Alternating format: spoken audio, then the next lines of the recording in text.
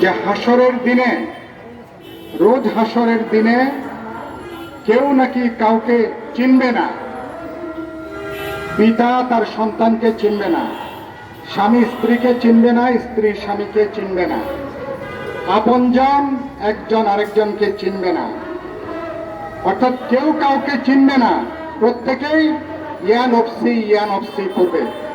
আপনারা কি এগুলো শুনছেন? আমাদের হুজুররা এসব ওয়াজ করছে না? ওয়াজ করছে কিনা?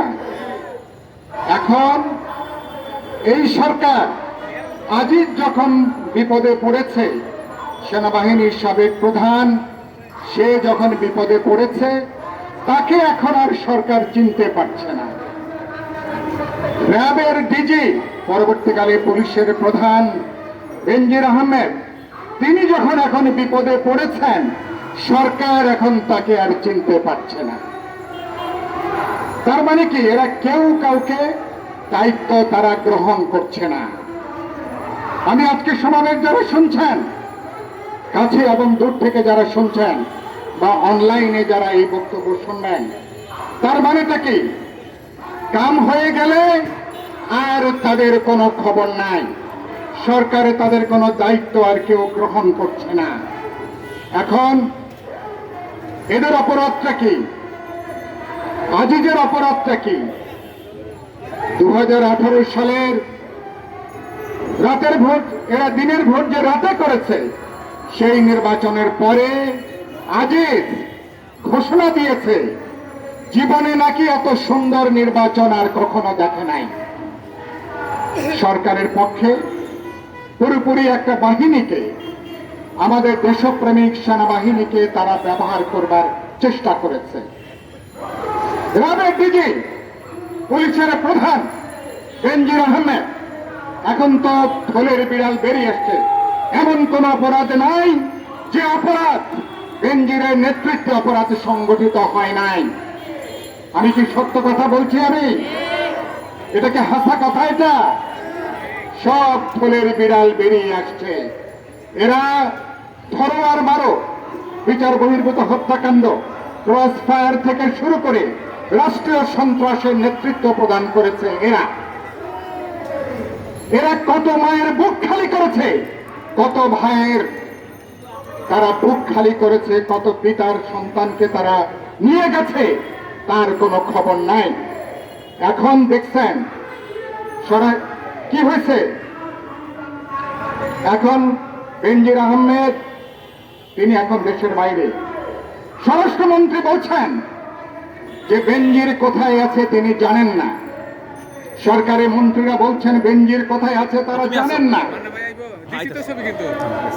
এয়ারপোর্টের ইমিগ্রেশন স্বরাষ্ট্র মন্ত্রণালয়ের দায়িত্বে। কেউ যদি বিমানবন্দর পার হতে হয়, ইমিগ্রেশন পার করে সেখানে তার ছবি টবি তুলে সেখানে তার শনাক্ত করে তারপরে ইমিগ্রেশন পার হয়, ঠিক কিনা? এটা তো জানেন এটা। এবং এই তথ্য ডিজিটাল প্রযুক্তির কারণের জন্য স্বরাষ্ট্র মন্ত্রণালয়ের কাছে এই তথ্য আছে। তাহলে স্বরাষ্ট্রমন্ত্রী তিনি যে বললেন 5 তারিখে বেনজির দেশত্যাগ করেছে, তার 20-25 দিন পরে সরকারের কাছে খবর নাই। তার মানে স্বরাষ্ট্রমন্ত্রী বলতে পারছেন না কোথায় আছেন। তার মানে কি, এরা জানে না। যদি না জানেন তাহলে দায়িত্বে কেন আছেন? কেন অব্যাহতি নিচ্ছেন না? কেন পদত্যাগ করছেন না? তার মানে কি, চোরের সাক্ষী গাছ কাটা বলে না? চোরের সাক্ষী গাছ কাটা। চোরে চোরে নাকি মাসতুতো ভাই গ্রামে আমরা শুনতাম। এবং এরা গত 15 বছর ধরে এদের সকলে দুষ্কর্মের জন্য এই সরকার এদেরকে দুষ্কর্ম করার একটা লাইসেন্স দিয়েছে। লাইসেন্স দেওয়ার কারণটা কি? সরকার তো আমার আপনার ভোটে নির্বাচিত না, তারা তো মানুষের ভোট নিয়ে ক্ষমতায় আসে নাই, গায়ের জোরে ক্ষমতা এসছে, রাষ্ট্র প্রশাসনকে ব্যবহার করে তারা ক্ষমতা এসছে।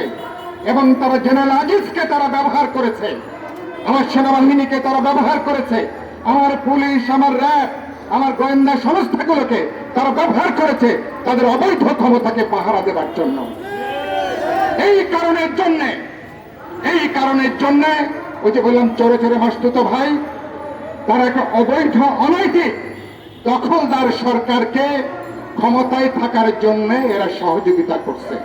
এই কারণের জন্য এখন এদেরকে গ্রেপ্তার করা হয় নাই। ধরেন এরা যদি বিরোধী দল করত, এরা যদি বিএনপি বা গণতন্ত্র মঞ্চকে সমর্থন করত, কোন বিরোধী দল করত, এখন তারা কি গ্রেপ্তারের বাইরে থাকতো? এদেরকে অনেক আগে এদেরকে গ্রেপ্তার করতো না, এদেরকে রিমান্ডে নিত না, নিত কিনা এদেরকে? তার মানে এরা, বুঝতে পারেন, তার মানে এরা সরকারে গত 15 বছরে অবৈধ অকামে এরা সহযোগিতা করবার পুরস্কার হিসাবে এদেরকে যা খুশি তাই করবার একটা লাইসেন্স দিয়ে দেওয়া হয়েছে এবং বাংলাদেশকে এরা মগের মূল্যকে এরা পরিণত করেছে।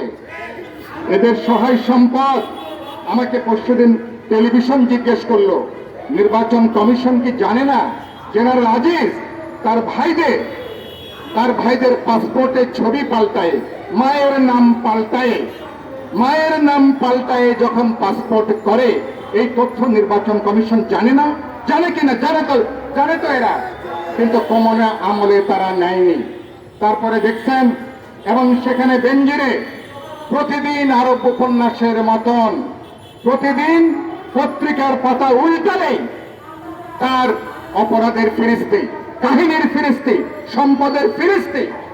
এবং এরা হিন্দু সম্প্রদায় থেকে শুরু করে যত সংখ্যালঘু সম্প্রদায়কে ভয়ভীতি দেখিয়ে এরা আজকে এক এক করে সম্পদের মালিক হয়েছে। সরকারি দলের 2 বারের সংসদ সদস্য, এরকম প্রধানমন্ত্রীর নাকি তিনি আবার একসাথে নাকি পড়তেন, সেই সংসদ সদস্যের একটা টেলিভিশন পর্যন্ত বেঞ্জির তারা নাকি হাতিয়ে নিয়েছে। চিন্তা করেন ক্ষমতার দাপট এদের কোন পর্যায়ে। তার মানে কি এরা, এজন্যই বলি বাংলাদেশটাকে এরা একটা মগের মূল্যকে তারা পরিণত করেছে। আপনারা শুনছেন না? আমি বলি বাংলাদেশ সত্যি সত্যি একটা আফ্রিকার মতন একটা দুর্বৃত্ত মাফিয়াদের পুরোপুরি একটা রাষ্ট্রের সরকারে এখন এটা পর্যবেসিত হয়েছে। আফ্রিকাতে যারা যেভাবে তারা একটা সন্ত্রাসী দুর্বৃত্তরা, সরাসরি বন্দুকধারীরা, তারা রাষ্ট্রীয় প্রশাসনের সহযোগিতায় রাষ্ট্রের অংশ হিসাবে তারা যেভাবে পুরো আফ্রিকার বিভিন্ন দেশকে তারা যেভাবে দুর্বৃত্ত রাষ্ট্র করেছে, ব্যর্থ রাষ্ট্র করেছে, এই সকল মাফিয়া চক্ররা এবং সরকারকে অবৈধ ক্ষমতার সহযোগী হিসাবে পুরো দেশটাকে আজকে তারা দুর্বৃত্ত মাফিয়া সন্ত্রাসীদের একটা রাষ্ট্র সরকারে এখন তারা পর্যবেসিত করেছে। গণতন্ত্র মঞ্চ আমরা পরিষ্কার করে বলতে চাই যে আজকে এই সমস্ত এদেরকে অনতিবিলম্বে এদেরকে আইনের আওতায় আনুন, এদেরকে গ্রেপ্তার করুন। আমাদের দাবিটাকে ভুল দাবি এটা? যারা হাজার হাজার কোটি টাকার মালিক হয়েছে, যারা হাজার হাজার বিঘা জমি যারা অবৈধভাবে জোর করে যারা কিনেছে, এদেরকে আইনের আওতায় আনেন না? কোথায় বলেন আইনের শাসন? নাকি এখন দেশে নাকি আইনের শাসন চলছে? দেশে যদি আইনের শাসন চলে, এখনো তারা কেন বাইরে আছে? তারা দুদকে নাকি আগামীকাল বেনজিরের নাকি হাজির হবার কথা। আগামীকাল বেনজির কি হাজির হবে দুদকে? কোন নমুনা দেখা যাচ্ছে না। বলছে বিদেশ থেকে সে নাকি সময় চাইবে। আমরা পরিষ্কার করে বলতে চাই, কেন এদেরকে আড়াল করছে? কারণ এদেরকে যদি যথাযথ তদন্ত হয়, নিরপেক্ষ তদন্ত হয়, থলের বিড়াল বেরিয়ে পড়বে। সরকারের উপর থেকে নিচ পর্যন্ত গত 15 বছরে যেভাবে বাংলাদেশকে এরা লুটের বাজারে বানিয়েছে, তার কাহিনীগুলো এক এক করে আরো বেরোতে শুরু করবে। এই কারণের জন্য সরকার ওদেরকে দেশের বাইরে ওদেরকে যেতে দেয়, ওদের দায়িত্ব নেয় না, এবং যে কারণে ওদেরকে নানাভাবে ওদের অপরাধকে তারা আড়াল করে রাখতে চায়। কিন্তু এই করে কি শেষ রক্ষা করতে পারবে? করতে পারবে না। আর ইতিমধ্যে শুনছেন, মালয়েশিয়ায় যেতে 80 থেকে 85 হাজার টাকা লাগে আমাদের শ্রমিকদের। সরকারি দলের 4 জন এমপি তারা পুরো মালয়েশিয়ার শ্রমের বাজার এরা আজকে নিয়ন্ত্রণ করেছে। আব্দুল ভাই বললেন 5 লক্ষ টাকা থেকে 8 লক্ষ 10 লক্ষ টাকা করে এক একটা শ্রমিকের কাছ থেকে এরা টাকা নিয়েছে। এখনো পর্যন্ত 30-32 হাজার শ্রমিক এখনো মালয়েশিয়া যেতে পারে নাই। এবং 4 জন এমপি, সাবেক অর্থমন্ত্রীর বউ এবং মেয়ে, তারাও নাকি এর সঙ্গে যুক্ত। আমি আজকে পরিষ্কার করে দাবি করতে চাই, অনতিবিলম্বে এই 4 জন এমপিকে গ্রেপ্তার করা হোক।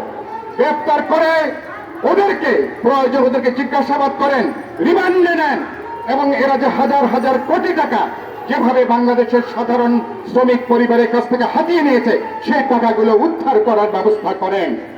সরকার যদি সে পথে না হাঁটে তাহলে এই সরকারকে বিদায় দেওয়া ছাড়া মানুষ কিন্তু সিদ্ধান্ত নিয়ে নিয়েছে। এখন সবাইয়ের অপেক্ষা কখন সরকারকে যাবে। আর আরেকটা প্রসঙ্গ বলে কথা শেষ করব, সেই প্রসঙ্গ হচ্ছে ও যে বলে না এরা কাদের জোরে সরকারে আছে। জুনায়েদ সাকি একটু আগে বললেন এই সরকারের মন্ত্রীরা প্রতিদিন বলতেছে যে আমরা ভারত আমাদের পাশে ছিল বলে আমরা 7ই জানুয়ারি দামি নির্বাচন করতে পেরেছি, দামি নির্বাচন করে আবার তারা ক্ষমতায় আসতে পেরেছে। তার মানে কি মানুষের ভোটে এরা ক্ষমতায় নাই। এরা কিভাবে ক্ষমতা আছে? ভারতের সহযোগিতায় এরা ক্ষমতায় আছে, ভারতের বহুমাত্রিক সহযোগিতায়। এদের অন্যায় অবৈধভাবে এরা জবরদস্তি করে এরা বাংলাদেশের মানুষের বুকের উপরে সিন্দাবাদের দৈত্যের মতন এরা এখন চেপে আছে। কিন্তু আপনাদের মুরব্বীদের খবর তো ভালো না। গতকালকে ভারতের নির্বাচনের ফলাফল বেরিয়েছে, শুনছেন মনে হয়। ফলাফল বেরিয়েছে, এই নির্বাচন এই অঞ্চলের রাজনীতির জন্য অত্যন্ত গুরুত্বপূর্ণ।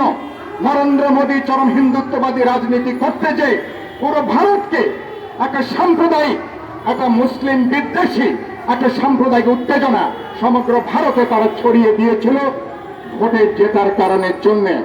এরা অযোধ্যাতে বাবরি মসজিদে সেখানে ধ্বংস করে দিয়ে সেখানে তারা রাম মন্দির তারা নির্মাণ করেছে।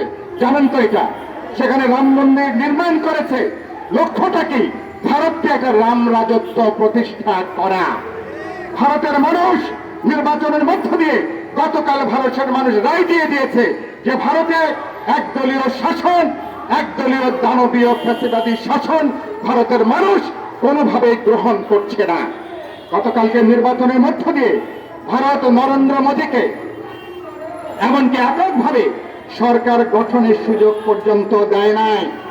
ইতিমধ্যেই নরেন্দ্র মোদীর ক্ষমতার গণেশ খানিকটা কাঠ হয়ে গেছে।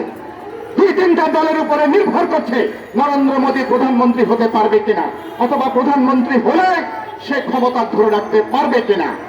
এবং ইতিমধ্যে দেখছেন ওখানকার বিরোধী দল, ওখানকার ইন্ডিয়া জোট, বাম প্রগতিশীল গণতান্ত্রিক শক্তি, সকল বিরোধী দল তারা যে ঐক্যটা গড়ে উঠেছে এবং এত রাষ্ট্রীয় সন্ত্রাসের মুখে দাঁড়িয়ে ভারতের মানুষ বিরোধী দলকে তারা একটা রায় তারা দিয়ে দিয়েছে।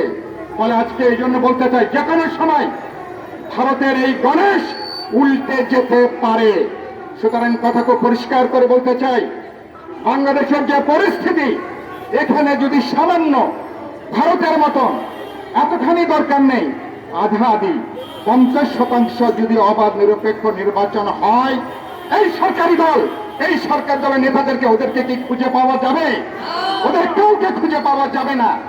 সেজন্য বলতে চাই খুব সামনে অনেক বেশি বিপদের জায়গাটা।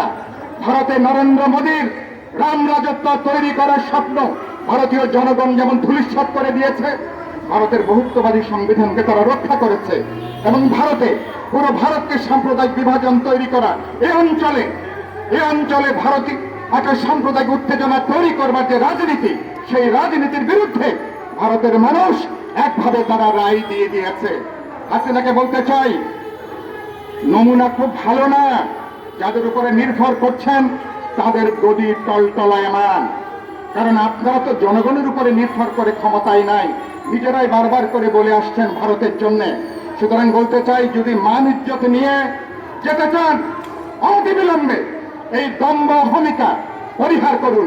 নরেন্দ্র মোদীর দম্ভ ভূমিকা ভারতের মানুষ ভোটাররা গতকাল তারা তার জবাব দিয়ে দিয়েছে। আপনি যে দম্ভ ভূমিকা করছেন, মানুষ ন্যূনতম সুযোগ পেলে সেই দম্ভ ভূমিকার জবাব এদেশের মানুষ আপনাদেরকে দিয়ে দেবে। সুতরাং সংকটটা রাজনৈতিক সংকট রাজনৈতিক পথে হাঁটেন, সিধা পথে হাঁটেন, সিরাজুল মুস্তাকিম ধরেন। কিভাবে পদত্যাগ করবেন, কিভাবে বিরোধীদের সঙ্গে আলাপ আলোচনা করে কিভাবে অন্তর্বর্তীকালীন সরকার গঠন হবে, এ ব্যাপারে কার্যকর বিশ্বাসযোগ্য রাজনৈতিক উদ্যোগ গ্রহণ করেন এবং অনতিবিলম্বে সেখানে আপনার যাতে একটা শান্তিপূর্ণ নিরাপদে যাতে বিদায় নিতে না হয়, যাতে অপমানের সাথে যাতে পালিয়ে যাবার সুযোগ পাবেন না, এরকম পরিস্থিতি যাতে তৈরি না হয়, সে ব্যাপারে রাজনৈতিক সিদ্ধান্ত নেন। গণতন্ত্র মঞ্চ বাংলাদেশের জনগণের যে লড়াই, সেই লড়াইকে 7 জানুয়ারির পরে নতুনভাবে ঐক্যবদ্ধ করছে। সকল বিরোধী দলকে রাজপথে কার্যকরভাবে ঐক্যবদ্ধ করে ধারাবাহিকভাবে আমরা যেভাবে লড়াই সংগ্রামের মধ্যে আছি, আগামীতে সরকার যদি সিধাপথে না হাঁটে, রাজপথের বিরোধী দলগুলোকে ঐক্যবদ্ধ করে ধারাবাহিক কর্মসূচির মধ্য দিয়ে আমরা এখানে গণজাগরণ তৈরি করব। গণ অভ্যুত্থান তৈরি হবে। যে কোনো সময় আপনাকে গলায় গামছা লাগিয়ে মানুষ আপনাকে বিদায় নিতে বাধ্য করবে। গণতন্ত্র মঞ্চ ভবিষ্যতে সে লড়াই, এ কথা বলে আপনাদের সবাইকে শুভেচ্ছা, সালাম, অভিনন্দন জানা আমার বক্তব্য